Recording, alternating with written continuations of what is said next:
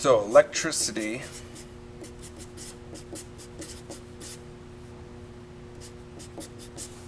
is the study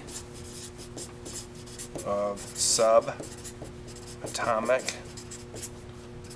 particles. If we're going to divide that up into two major categories, we're going to have what's called static and current.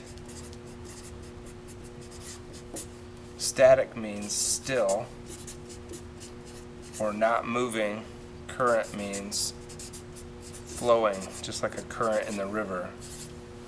So we all know and heard of static electricity, like you rub your feet on the carpet and then you walk up to somebody and you touch them, and that static that builds up on your arm, that's charges at rest or still, goes off of you onto like your little brother or your little sister, and that's called static discharge. What we're actually studying is current electricity, or the flowing of subatomic particles. So that's what we're doing, is the flowing of subatomic particles.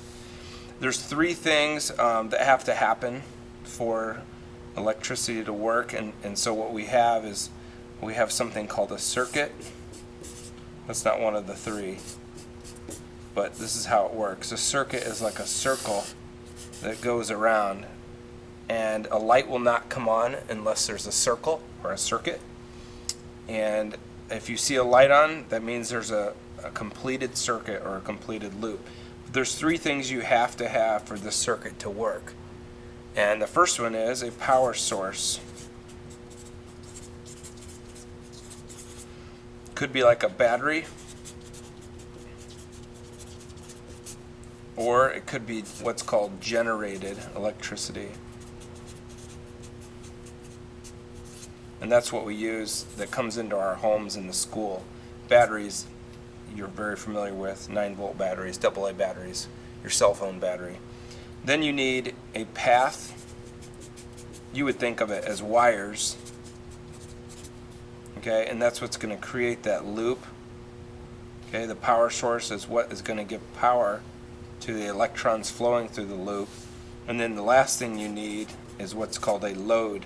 That's a generic term for like a light or a fan or a motor, whatever. Okay, and that's something that's going to use the electrons, or it's going to power up.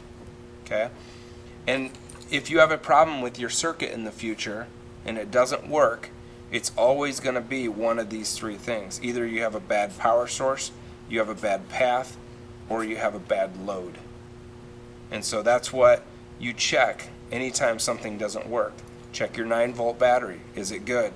Is the path good? Are the wires good?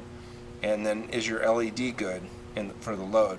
And so later on, we're going to look at how do you actually test all those different things in the circuit.